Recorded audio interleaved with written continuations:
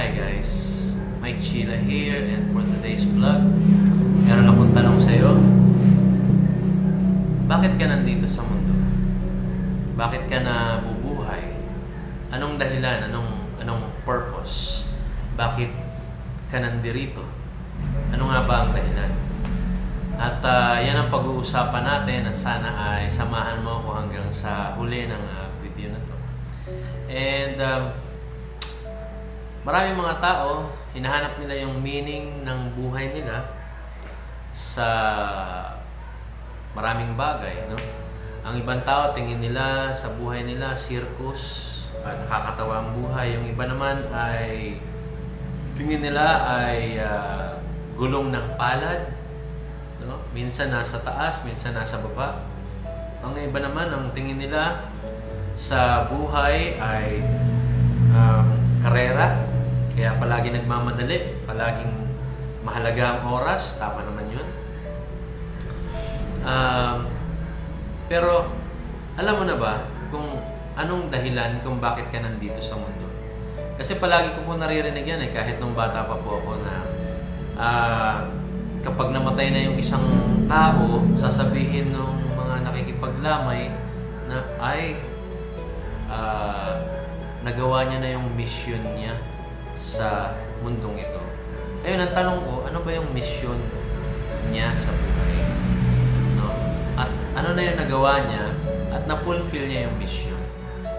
Alam nyo kasi, ang magbibigay lang po ng meaning ng buhay natin, magbibigay lang ng fulfillment, magbibigay lang ng satisfaction, ng tunay na direksyon at tunay na kasiyahan sa buhay, ay kapag nagawa mo kung ano yung purpose mo sa buhay.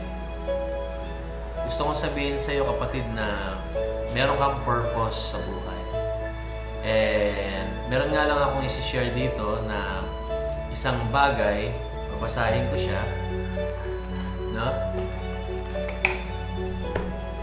Sabi dito ay, all things were created through Him and for Him. Ulitin ko po yun.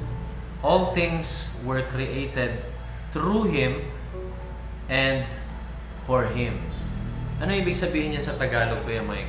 Ang sabi diyan, nilikha daw tayo ng Diyos sa pamamagitan ng Kanyang anak na si Jesus, at nilikha tayo ng Diyos dahil o para kay Jesus.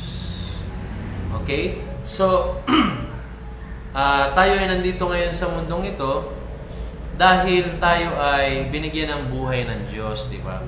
Tayo ay nilikha ng Diyos at nilikha tayo para din sa Diyos, para din sa Panginoon. So, wag natin sayangin tong buhay na to.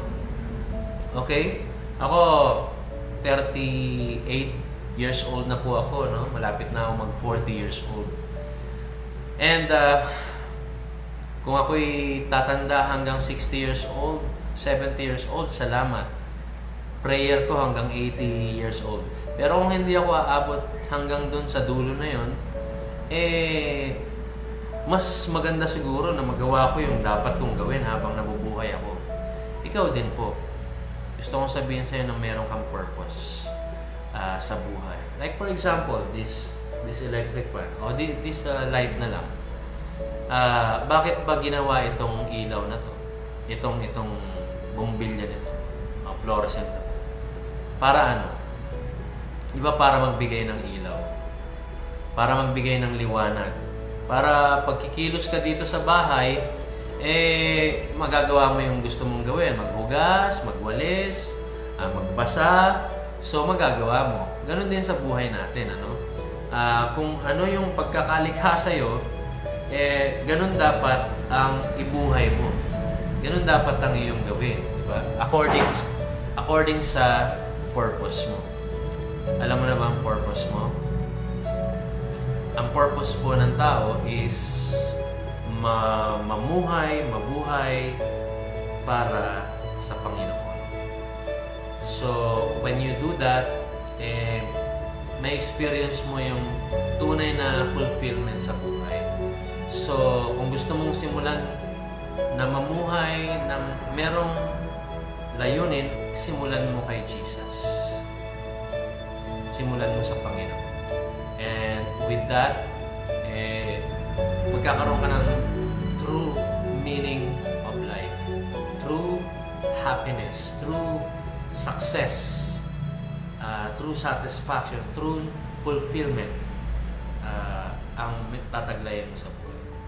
So sana nakatulong sa ito at nagbigay paalala sa iyo. And enjoy this. Sana pag-isipan mo to. Maraming salamat.